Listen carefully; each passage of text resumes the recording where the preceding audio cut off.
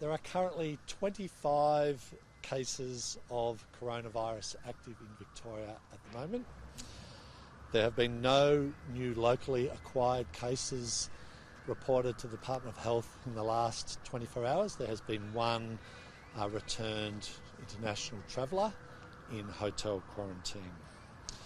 That brings with just over 30,000 tests that were brought forward yesterday, all of which were negative, to the figure of 4.812 million tests received by the department over the course of this pandemic. Another day of over 30,000 is fantastic. It just shows the level of commitment that Victorians have displayed when we've asked them to come forward with the slightest symptoms, and when we've particularly asked them if they've been exposed at Tier 1 or Tier 2 or Tier 3 venues that have potentially had the coronavirus over the course of this Holiday Inn cluster to be tested. And I'll get Jerome to detail particularly the high-risk sites and how they continue to be progressively cleared as we go through. That is, of course, the second consecutive day of zero community transmissions since the course of this particular ending of the short, sharp circuit breaker moves that have successfully so far allowed us to open in this safe and sustainable way. But of course, we may well see over the course of coming days potential positives as our close contacts of a number of cases continue to isolate. And we don't rule those out, but if we do see those, it is likely to be in the personal close contacts of family members, of people that they share households with, who have been isolating and quarantining for some substantial period now.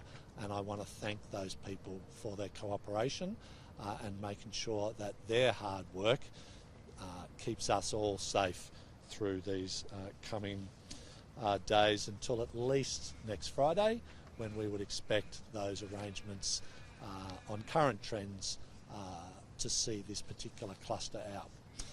Of course, I'll get Jerome in more detail to go through, but we are actually seeing the progressive work of coronavirus detectives, our test, trace and isolate teams, our engagement with communities and particular workplaces progressively close off a number of lines of inquiry of different sites around the community, whether it be some of the mental health sites, some of the early learning centres, some of the swim centres. We continue to see really good engagement with those communities and with those personal close contacts, which are seeing a number of those gradually and continuously closed down.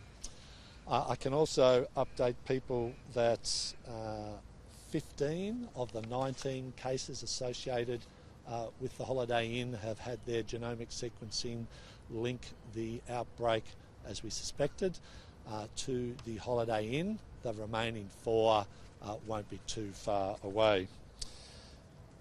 That just pretty much brings us up to date with where we are in terms of bringing this cluster further under control. There is still some way to go, but so far so good, and I want to thank all of the Victorian community for their outstanding support for this. We know it's been tough. We know it's been a big impact on families, on businesses, on schools and on the wider community, but in terms of the strategy that was behind it, it's always difficult to prove something that didn't happen as a result of the strategies, but the evidence is pointing to this cluster being got on top of, and I look forward to running it down over the next week.